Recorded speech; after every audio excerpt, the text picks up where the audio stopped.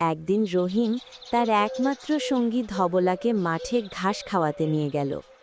ধবলা মাঠে ঘাস খাচ্ছিল এবং রহিম একটি গাছতলায় বসে বিশ্রাম নিচ্ছিল। হঠাৎ ধবলা একদিকে দৌড় দিল।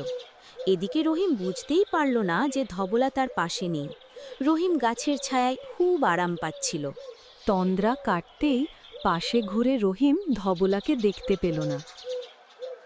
সে সব দিকে দেখল, কিন্তু কোথাও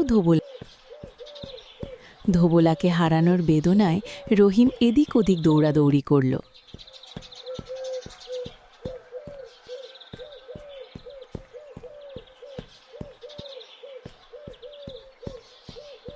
ধবলাকে খুঁজে না পেয়ে সে খুব ভয় পেল। তোমরা কেউ ধবলাকে দেখেছো? দাদা, আমি খুঁজে পাচ্ছি না কেন? আমার খুব খারাপ লাগছে। আমি এখন মাকে কি জবাব দেব? ধবলা কোনে গেল?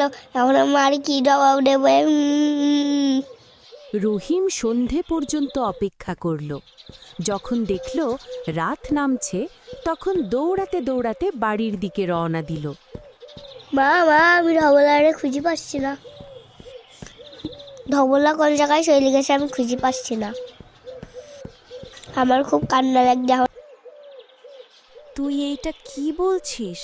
ধবলা কোথায় গেছে? তুই আর ধবলা ছাড়া আমার চেয়ে আর কেউ নেই বাবা। একজন সাধু ব্যক্তি দূর থেকে রহিম ও তার মায়ের সব কথা শুনল এবং এগিয়ে তাদের বাড়ির সামনে এলো এবং ঈশ্বরের কাছে 2 হাত তুলে প্রার্থনা করল। সৃষ্টিকর্তা, তুমি এদের দুঃখ দূর করো। তারপর সাধু ব্যক্তি সেই স্থান ত্যাগ করল।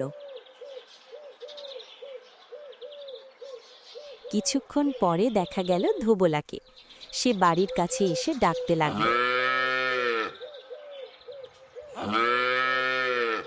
রহিম ও তার মা বাইরে এসে দেখল ধবলা ফিরে এসেছে। ধবলাকে ফিরে আসতে দেখে 2 হাত তুলে ঈশ্বরের কাছে ধন্যবাদ জানালো। এইটা থেকে বোঝা গেল, সৎ কাজ করে কোনো কিছু উপার্জন করলে ও সৎভাবে ঈশ্বরের কাছে কিছু চাইলে তিনি কখনো ফিরিয়ে দেন না।